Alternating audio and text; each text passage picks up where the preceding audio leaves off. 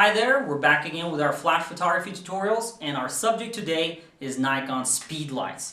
Last time I talked about using your on-camera pop-up flash as a wireless commander, and today I want to focus just on the Speedlights. So we'll talk about first the differences between the Nikon Speedlights, and then after we do that, I will spend some time actually taking pictures with the Speedlight mounted on the camera, and then we'll also take it off the camera. So let's get started. We don't really have much time.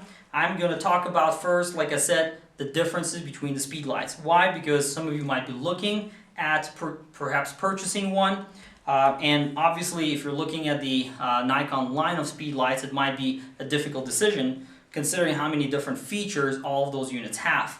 So let's quickly talk about that. There are 5 Speedlights that are currently available from Nikon. There's SB400, 600, 700, 800, and SB900. 400 is the cheapest one, and 900 is the most advanced, most expensive one. Actually, SB800, after 900 was released, is now out of production, so unfortunately you can't buy it new, but you can buy it used or maybe even new from a local camera store. So differences between the Nikon Speedlights. 400, I wouldn't even worry about it. I could spend hours and hours explaining why, but simply it's designed to be on the camera, and it's a very inflexible unit. So forget about the SB400, don't even look at it. Let's move on to SB600. The SB600, on the other hand, is a very capable unit.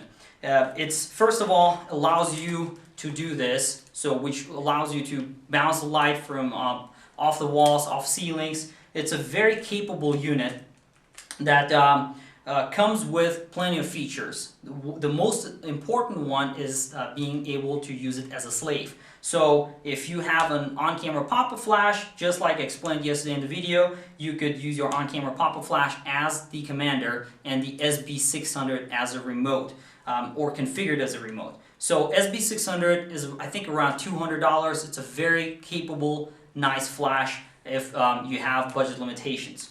Now let's talk about SB700. SB700 is a brand new flash that has just recently been introduced by Nikon, and the SB700, if you look at the differences between SB700 and 600, SB700 allows you to also use it as a commander. While it's a little bit limited in terms of using it as a commander, it's still a very capable flash. I believe Nikon is now shipping them. December 10th, I think, was the date for shipping SB700, but it's a very nice flash that also can be used on top of the camera, off the camera, in various configurations. SB800 is the one that I personally love. It's a very good flash that I've been using for many years. Unfortunately, it's discontinued now, so you cannot buy it new, but the SB800, there are a few things that some photographers really like about the SB800 when compared to SB900.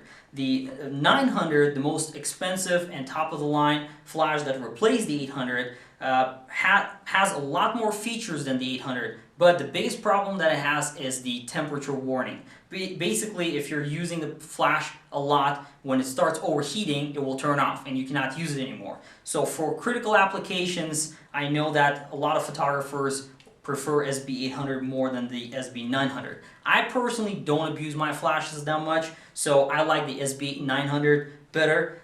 One thing that I really love about the SB900 and 700 is this feature right here, the dial.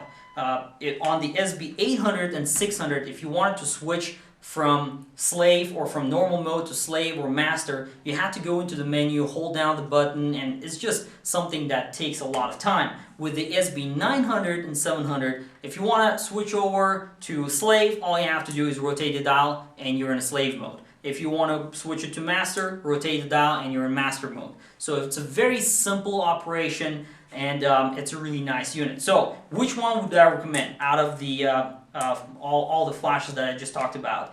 600, 700, 800, 900 are all very capable, very nice units.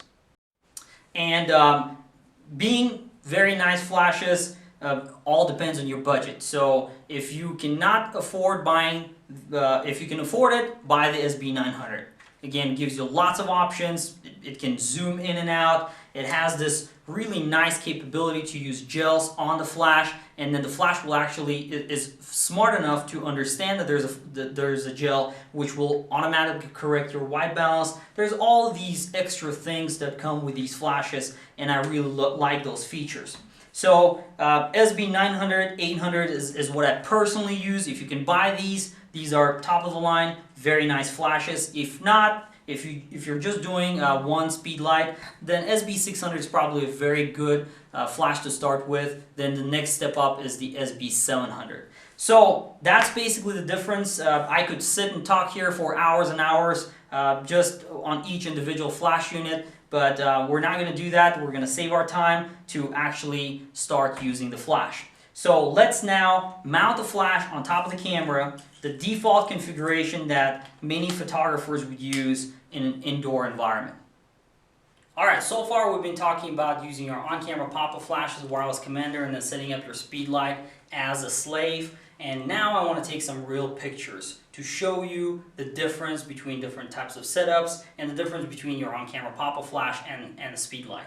So for this particular situation, I'm going to ask my wife Lola to pose for me. She's my model today. Thank you very much, and let's get started. So the first thing you would do is use your on-camera pop-up flash if you don't have a Speedlight to take a picture. Let me take a picture. I know that a lot of you will be asking what I'm using and the types of settings I'm using. I'm using the Nikon D700 camera body full frame, and then the Nikon 50mm f1.4 G lens, great lens for these types of indoor shots. So in terms of the camera mode, I'm using manual. Whenever I shoot a flash, I always use manual mode. In this case, I'm using TTL for the flash. So if you remember from the previous video, whenever you shoot in TTL mode, the camera will automatically regulate that flash power on the flash. So I'm shooting 1/100th of a second at aperture f2. And as you can see, we set up some lights behind Lola just to imitate the Christmas tree. I know that a lot of you will be taking pictures of your family members during the holidays, so this is a great way to show how you can achieve that using different types of lights. So a very typical setup, I'm going to take a picture with pop-up flash directly firing at Lola. Okay, so let's get started. 1, 2, 3. Okay. So as you can see, the picture looks very it has a point and shoot feel to it. Lola is illuminated properly, but you can see the harsh shadows under her chin, and she's looking a lot brighter than the background. That's kind of the typical look you get with an on-camera pop-up flash. Okay, so now let's use a Speedlight. I'm using the Nikon SB900 for this exercise, and I'm going to set it up on top of the camera just like you would normally set it up. In terms of the configuration, I'm just going to use TTL just like I did with the on-camera pop-up flash, and I'm going to point it like this, a very, like I said before, classic situation, just shooting the flash, harsh light, almost no different than the pop-up camera flash, but let's just see how it looks when I take a picture. Okay, one more time. 1, 2, 3. Okay, so let's look at the previous picture and this one. Almost no difference. Maybe just a slight difference in terms of the overall kind of a quality of light. But again, it's still the same. The pictures look almost exactly the same if you kind of evaluate the entire picture. Still, Lola is getting the light, and there is under her chin you can see lots of shadows, and it's not a very pretty picture. So let's take another picture. This time, what I'm going to do, it's a very simple trick, but this is what the Speedlights are good for. Whenever you mount them on top of the camera like this, you can simply tilt the head up. What this will do is when I fire that flash, it will reflect off the ceiling back into the room and illuminate this Lola much better, hopefully this time. So let's take another picture, see what kind of difference it's going to make. Okay. Alright. Now, wow, look at that difference. The picture before and after. I mean, the entire room this time is lit. Lola doesn't. The shadows under Lola's chin are much softer, and overall the image is just so much improved. Why is this? Once again, we're spreading the light on that ceiling and off of that ceiling, and it's basically illuminating the entire room. That's why the background now looks more natural. So, with this in mind, let's try something different. In various situations, and you will run into this, if you're just at your house or at a friend's house, somebody might have ceilings that are very high. In those cases, you might have some challenges shooting like this. So what you can do in those situations is you can actually use pretty much any white area, whether it's a wall or a sheet, to reflect off of that surface back to your subject. So what I'm going to do this time is I'm going to use this wall right here. Although there's a picture here, I'm actually going to stand just a little bit back and then fire it to the left side of the frame so that I can get some light from the left. Let's see what happens this time. Okay, one, two, three. There we go. All right, so just as an example, and this is probably not a very good example because I actually had to move a little bit, and you can see some whiteness on that wall, and that's just something you have to watch out for. Whenever you reflect off of the wall, try not to point your camera to that same wall, okay? So that was my mistake in that shot. Now, the great thing about these flashes is that they let you, you can basically turn it back, so I could basically shoot, if the subject is in front of me, I could take a picture like this, which would fire behind me and then reflect off that wall onto the subject. There are many different ways you can take a picture. So let's this time try that same picture, except I'm going to move just a little bit to the left, not to include the wall. Okay, so this time I actually took down the picture because it was on the way, and I still want to take the shot right without including the wall in my frame. So let's see what we can get by bouncing the light off of the wall here on the left side. I'm going to use a different angle this time and not include the wall. So let's see what happens. Okay, 1, 2, 3. Alright, so as you can see, the image is very similar to that of when we used the ceiling. It's the light is evenly spread out, and although it's coming from the left side, it's kind of a really interesting, it gives a really interesting look to that picture.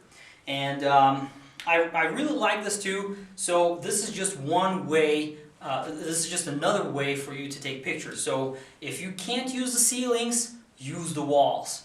The one thing that you need to make sure though is that the walls and the ceilings have to be white. So if you have a painted wall or a painted ceiling, then this is not going to work. If it's if the wall was painted in red, then you would see a lot of that red on the picture. So you want to make sure that at least it's okay if it's like gray or neutral, but not a specific color. So that's just something to keep in mind. My walls here are not white, they're more of a kind of a yellowish, slightly yellowish color, creamy color, and that works fine too. So, like I said, as long as it's more of a neutral color, you should be able to use that wall or the ceiling. Okay, so that was just an example of using the Speedlight to bounce the light off the walls and ceilings. In terms of the configuration, I'm still using TTL, and this is the nice thing about the Nikon Speedlights and the Nikon Creative Lighting System, is that you can fully rely on that TTL.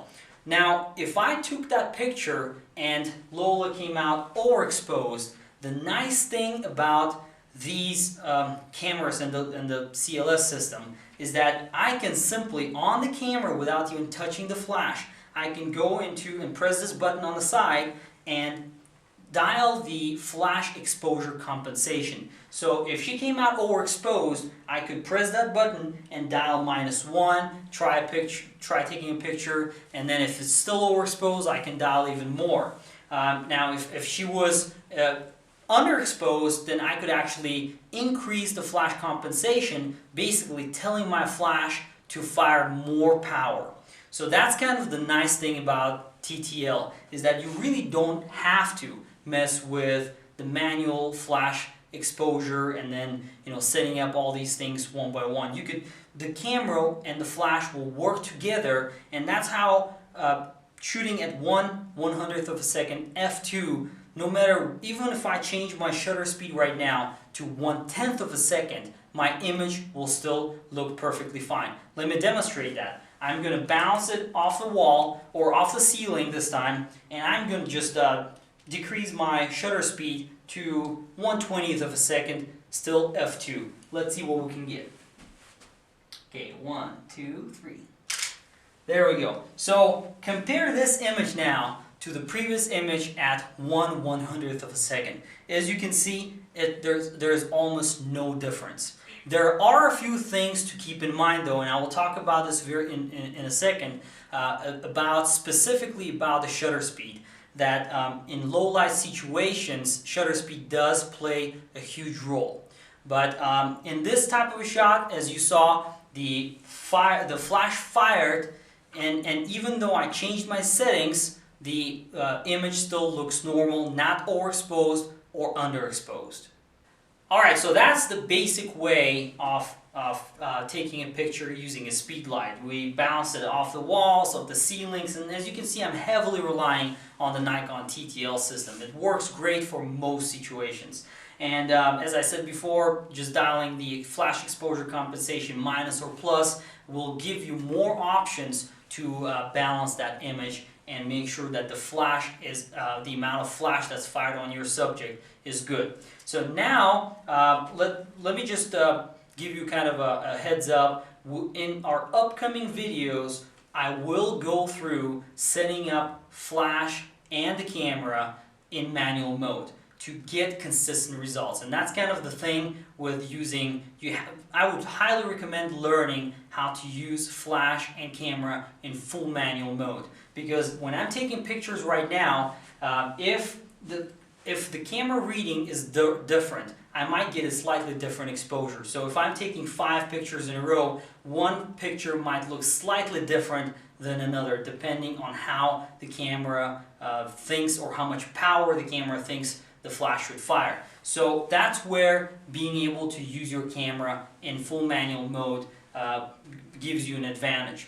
So let's now go over using your Speedlight in an off-camera setup. Alright, so that's the basic way of taking a picture using your on-camera or your Speedlight. So we basically bounce the light off the ceiling, we bounce the light off the wall. Like I said before, any white surface area works great, and you can actually get really creative with these flashes. The nice thing about using the more expensive Nikon Speedlights is that they give you plenty of options to modify the light. Let me just talk about this very quickly. In my hands, I'm holding the Nikon SB900 Speedlight, and this comes with a feature. This is called a white card, to let you bounce that light off the white card.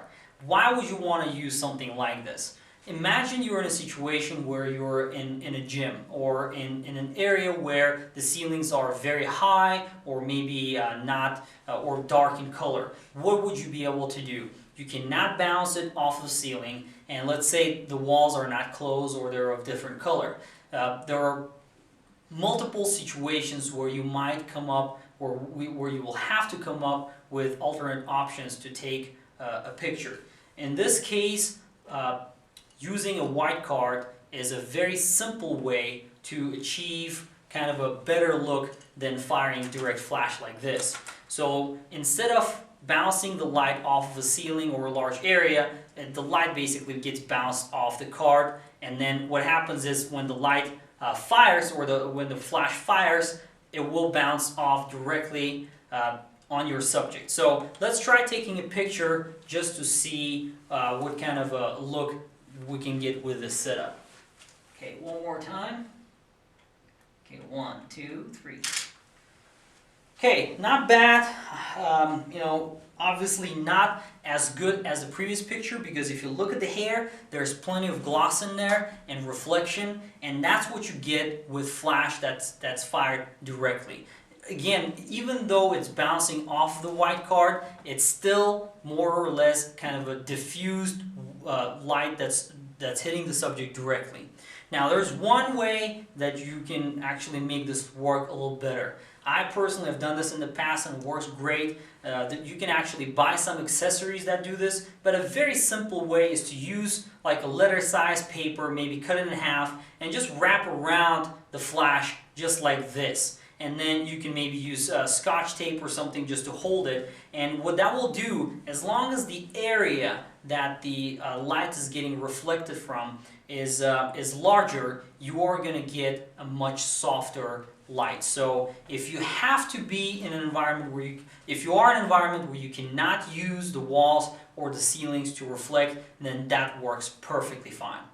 Okay, so another thing you can do with these flashes, and you know, if I don't want to use this white card, another alternative way to bounce the light is using this plastic cap. This plastic cap comes with a flash unit. It comes with the SB 800, 900, and I believe there's also one included with the SB 600 and 700 as well. But the nice thing about the plastic cap is that you basically just put it on the camera, and what it will do, it's a very simple way to diffuse the light. What will happen is when that flash fires, this top portion will spread the light, and then the plastic around it will kind of spread the light across the room. So you're not just firing the flash up, you're also firing it to the side. Okay, so that's pretty much it with the basics of using the flash on the camera. Now, for those who are wondering, we will go through manual settings going forward. So far, we have only covered kind of TTL automatic pictures. And that's just a way that, again, it's a very simple way to take pictures. Most of the time, the system works very well, but if you're looking for consistent images, so from one shot to another, when the image looks exactly the same, let's say you're in a studio environment, then I would not recommend using TTL, but rather use the flash in manual mode. So the next thing we're going to go through is using your on-camera or your speed light off of the camera. So far, I've shown you how to use the speed light on top of the camera to bounce the light off of the walls and ceilings. This time what I'm going to do is, from the previous videos of using your on-camera pop-up flash as a commander, I'm going to set up the camera as the commander, and I'm going to set up the SB 900 here as a remote. And what I'm going to do is I'm going to use a very simple umbrella setup, just shooting through configuration, and I'm going to place the speed light on the umbrella, and I'll show you what difference it makes when you take that flash off of the camera in a setup like this. So let me just do this very quickly. Like before, all I'm doing is just setting it to remote, group A, channel 1, and I'm going to mount it on this stand right here. And I will go through, in our future videos, I will go through the type of the equipment that we use. This is a very simple, inexpensive setup that you can, I think altogether was about $50 or $60. So a very simple way to take pictures in a situation like this. So once again, the camera is set to remote. I'm going to go into the flash is set to remote. I'm going to go into the camera custom setting menu and then set the flash control for built-in flash to commander mode. I will set it so that it doesn't fire, so the built-in flash is 2 dashes. Group A is TTL. I'm still going to use TTL. So press OK, and the camera is all set up now. I'm going to turn on the pop-up flash, and once again, 1/100th of a second, f2, same type of a shot. I angled it about 45 degrees. I'm actually going to raise it up just a little bit to get kind of on the same or higher level than Lola, like this. about 45 degrees or so, maybe. Actually, let me angle it just a little more. There we go. Okay, so let's give it a try and see what we can get. Okay, 1, 2, 3. All right, so you heard that flash. That's basically the speed light fired in the slave configuration. The camera also fired just because there's a pre-flash. Now, something you have to watch out for, like I warned you earlier about, whenever you use the on-camera pop-up flash, and if you're using a very small or large aperture and very slow shutter speeds, you might actually, the flash on the pop-up flash might impact your picture.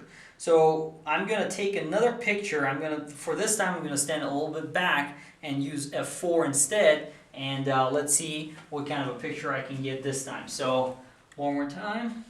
1, 2, 3. All right, now look at that picture. I mean, earlier I was kind of up close. This time a little bit to the side. Look at the shadows on the face, and especially that light. First of all, it's spread up across the room as well because I'm kind of relatively close to the walls and to the background here. And at the same time, and that's because of the umbrella. Basically, I'm shooting through, and that light is being spread across not only on Lola but on the back as well.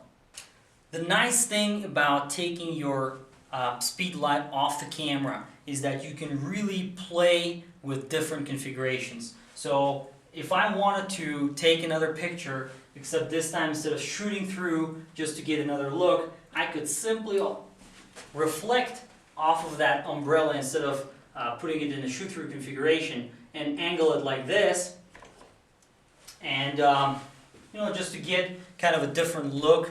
I could place it closer, further away. Again, I'm relying on the TTL system. Let's just see what I can get with this in a different configuration. 1, 2, 3.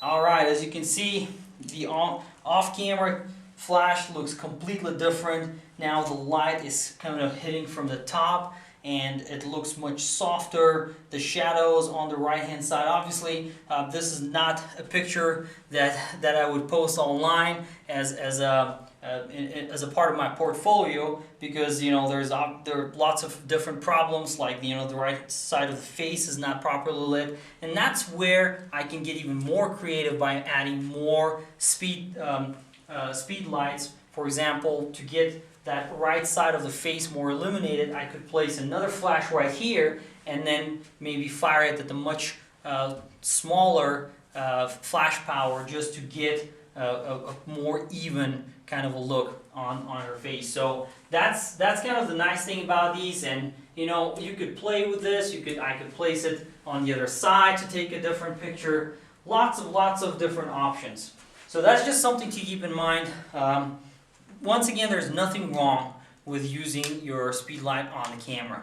You can certainly get nice pictures, but if you want to get a more professional look and get images, especially if you look at your subject's eyes, if you want to get that reflection and the catch light in your subject's eyes, then umbrellas and soft boxes are going to be the best way to go, because when you reflect off of a large wall or ceiling, and that catch light is not going to look the same, because the eyes are going to be more filled with the white. So by using an umbrella or a soft box, you can really control that and place the catch light in different configurations as well. So that's just something to keep in mind. Once again, play with this. That's the nice thing about speed lights, is that once you have a speed light, you can really use it in an on-camera configuration. You can take it off the camera. You can use multiple speed lights and to get a completely different look. So just play with it, and hopefully, with these upcoming videos that we have, you will learn a lot more about controlling the flash exposure, especially in manual mode. To wrap things up, Today I showed you how you can use your speed light on top of the camera and then off the camera for a completely different look, and how you can bounce the light off the ceilings, walls, and other wide surfaces. The nice thing about owning a speed light is that you can really get creative, and especially if you have one of these more advanced Nikon DSLRs, then you can use the built-in capability to control those flashes and really do all kinds of different configurations like I showed you earlier, with the umbrellas, with soft boxes, and obviously we haven't really spent much time talking about manual exposure and how to control that light, and also using pocket wizard systems for radio control, but we will certainly do that in our upcoming videos. So just something to keep in mind: if you don't have an umbrella or other white area to reflect off of, you can simply take your speed light and in a slave configuration, you can use the stand that came with the flash, and then just bounce it, place it somewhere else, bounce it off of a white sheet, bounce it off of just a regular maybe bed sheet. You know, you can do all kinds of stuff with these. So just try taking it off the camera and try taking some pictures. I'm sure you will love the results. So that's basically it for today, and like I said before, lots of more stuff to cover. We will, on our next video, I will go over using umbrellas and the types of umbrellas that I personally recommend, and then after that we'll go into more gear like the radio control, the type of control remote units, and other things. So stay tuned, more information coming, and if you have any questions, like I've said before, please let us know, and Lowell and I will do our best to answer them as soon as we can. Thank you very much.